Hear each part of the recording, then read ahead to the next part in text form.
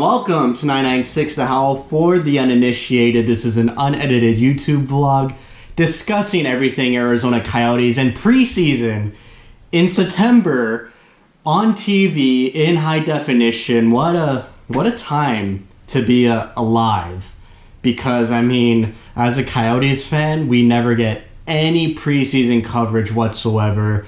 If we're lucky, we get like a 480p webcam video from like the press box with no commentary. I mean, that's what Coyotes fans are used to for preseason games, but to have a high definition, fully fleshed out broadcast with commentators, I'm going to sit down and watch it, even though preseason doesn't matter at all. No matter what anyone tells you, whatever happens in preseason doesn't matter. I remember one year the Coyotes went undefeated, and I think that was a tank year, to be honest.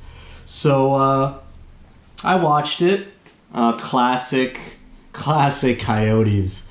We'll start with who was in the lineup. No Keller, no Kessel, no OEL, no Goligoski, Jalmerson, Demers. Your defense was kind of a bit shallow. I mean, you just had Chychrun, Osterley, and Lyubushkin as NHL defensemen, and Lyubushkin's, a seventh D-man on the team, so he's barely an NHL D-man.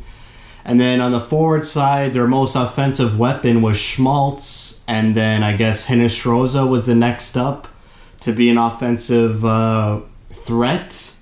And then rounding out the forwards, you had Fisher, Dvorak, Hayden, Merkley, Fasching, Kraus, Jans Jenik, who this is the first time I've ever heard his name pronounced by a commentator. I was calling him Jenik this whole time, but keep an eye out for Jans Jenik in this preseason camp. He had a great rookie tournament, which the Coyotes finished 2 wins and 1 loss.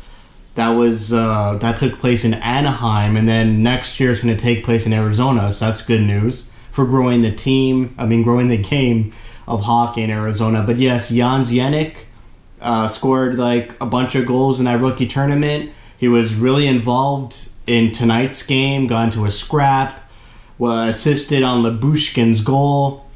Lyubushkin scored. He's never scored in a Coyotes uniform, so to have the first goal of the Coyotes 2019-2020 campaign, even though it's preseason, is pretty funny. Squeaker from the blue line.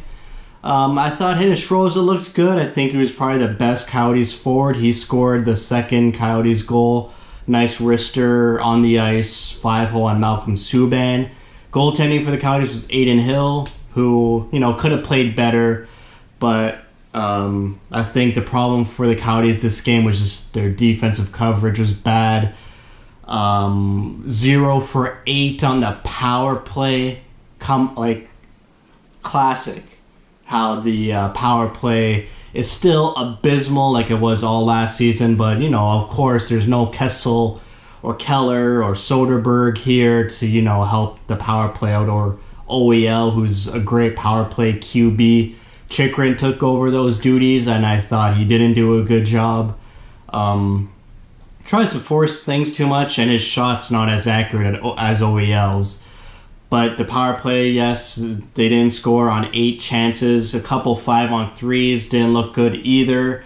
Their penalty kill was great. I think they killed off every penalty kill and every penalty against them. So that's classic Coyotes. Amazing penalty kill, poor power play. Fisher was noticeable, wasn't amazing, but I heard his name a lot of chances. Kraus could have been better. Schmaltz, I felt, was very invisible, and I expected more out of him. But, I don't see Schmaltz as like a guy who drives a line all by himself. He needs to be paired with good players who he has good synergy with. And I thought if he had Keller or Kessel, he'd be pretty good. But overall, a poor game by the Coyotes. Not dominated in any sense, just, one of those games where it's a close game. They had so many power play opportunities to widen their leads or close the gap of their deficits, but power play was a bit flaccid, and then they lose their confidence going to the third period, and then third period, nothing happens offensively, and they just lose the game.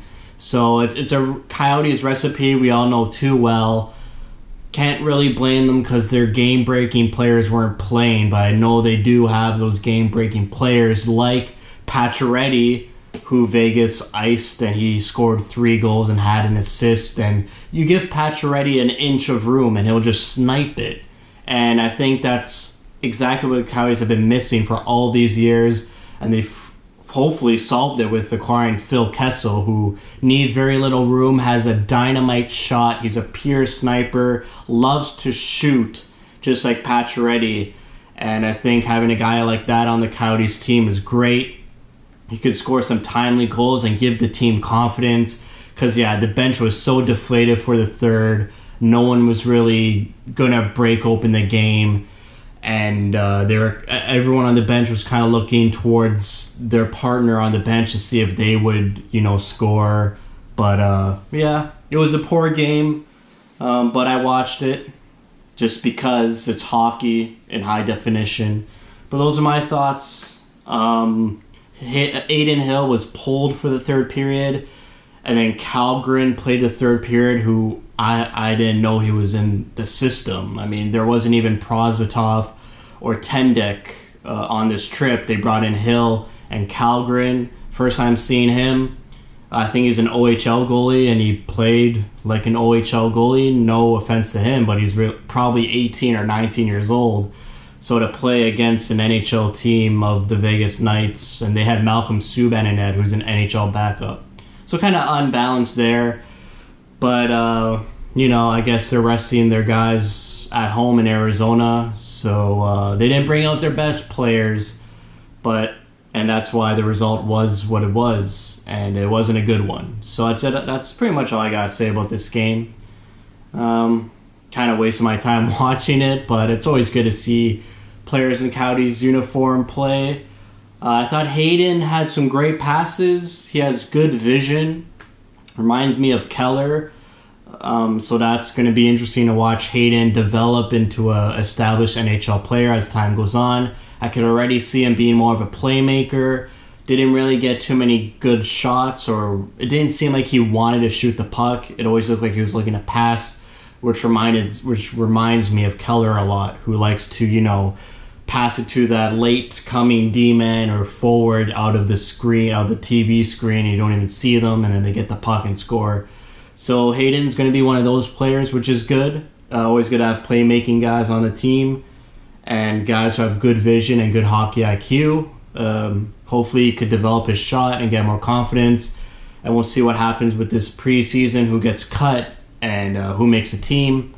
So keep it locked. We'll see what happens. That's it for me. Thank you for watching, and thank you for your support.